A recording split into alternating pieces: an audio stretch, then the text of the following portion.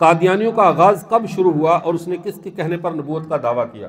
یہ میری تقریر کا مسنگ پوائنٹ ہے جو میں چھوڑ گیا ہوں، لیکن سوال آ گیا، اب تو جواب دینا آسان ہو گیا۔ اب بات کو سمجھیے، اصل میں بات یہ تھی جب 1857 کی جنگ آزادی میں ہندوستان کے مسلمان انگریز کے خلاف لڑتے رہے اور انہوں نے جہاد کیا، تو 1870 میں برطانیہ کے ایک وزیر اعظم بنا تھا، اس کا نام تھا بینجامن ڈزرائیلی۔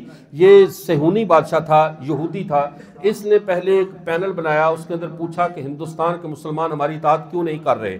جب یہ بات ہوئی تو انہوں نے اس کے جواب میں پھر 3 بندوں کو ہندوستان کے سروے کے لیے بھیجا تھا، سروے کرو اور معلوم کرو کہ یہاں کے مسلمان ہماری بات کیوں نہیں مانتے۔ ایک کا نام تھا سر ویلیام میور، ایک کا نام تھا WW ہنٹر اور ایک کا نام تھا جنرل AK کنزی۔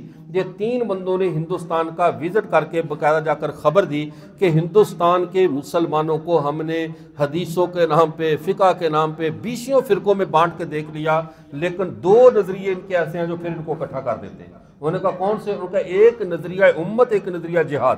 جب تک یہ ایک امت ہے ہم ان کا کچھ نہیں بگاڑ سکتے، جب تک نظریہ جہاد اور غیرت کا نظریہ ہم انہیں غلام نہیں بنا سکتے۔ ہمیں کون غلام بنائے گا؟ وہ جب حضرت سعد بن ابی وقاص وہ کسریٰ کے دربار میں گئے نا، تو اس نے کہا یار کیا لنگر شنگر چاہیے تو لے لو، لڑنے کیوں آ گئے ہو، اس میں کون سی بات ہے؟ تو انہوں نے جواب میں کیا کہا تھا؟ سنو، اب حضرت سعد نے کہا ان اللہ بعثنی، ہمیں اللہ نے جو بھیجا ہے، ہم کوئی روٹی کھانے نہیں آئے، ہم لنگر کھانے کے لیے نہیں آئے، ہم اس لیے آئے ہیں لنخرج العباد من عبادت العباد الى عبادت رب العباد، ہم بندوں کو بندوں کی غلامی سے نکال کر اللہ کی بندگی میں لینے کے لیے آئے ہیں۔ ومن جور الادیان الى عدل الاسلام من ضیق الدنیا الى سعتها، ہم دینوں کے جبر سے اسلام کے عدل، دنیا کی سختیوں سے اسلام کی وسعت میں لوگوں کو بلاتے ہیں۔ ہم احرار ہیں، ہمیں آزادی نصیب ہے، ہم آزادی دینے کے لیے دنیا کو آئے ہیں، غلامی دینے کے لیے نہیں آئے۔ تو جب یہ بات ہوئی تو اب انہوں نے کہا ان کو غلام نہیں بنایا جا سکتا، ان کے اوپر کوئی غلام نبی مسلط کیا جائے جو ان کو نبوت کے نام پہ غلام بنائے۔ انہوں نے کہا چلو ڈھونڈو ہندوستان میں کوئی بندہ کون سا ہو۔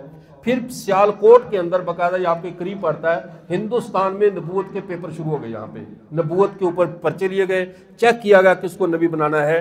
4 بندوں پہ انگریزوں کی نظر تھی، ان 4 میں سب سے پہلا بندہ جس پر زیادہ اعتماد تھا کہ یہ بندہ قابل بھی ہے، ذہین بھی ہے، شاطر بھی ہے، یہ بہتر رہے گا، وہ تھا سر سید احمد خان۔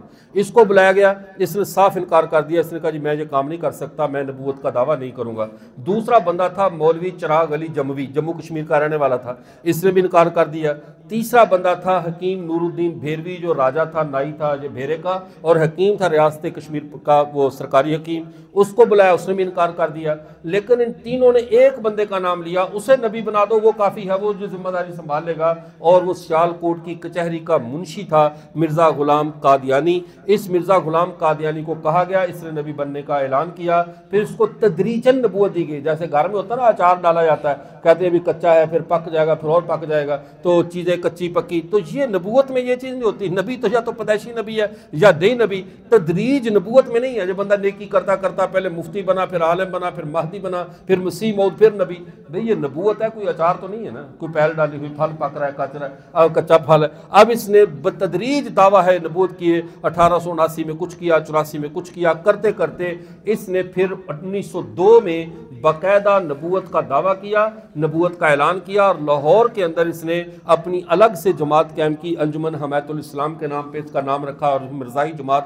تو اب اس نے اپنی جماعت بنائی، اور یہ ان کی تاریخ ہے۔ انگریز کے کہنے پہ اپسٹالک پرافٹ یعنی حواری نبی کا اس نے دعویٰ کیا تھا، پھر چلتا چلتا بہت آگے چلا گیا اور اپنے آپ کو اصل نبی کہنے لگا کہ میں سارے نبیوں سے اصل ہوں۔ بات سمجھ میں آ گئی؟ جی جزاک اللہ۔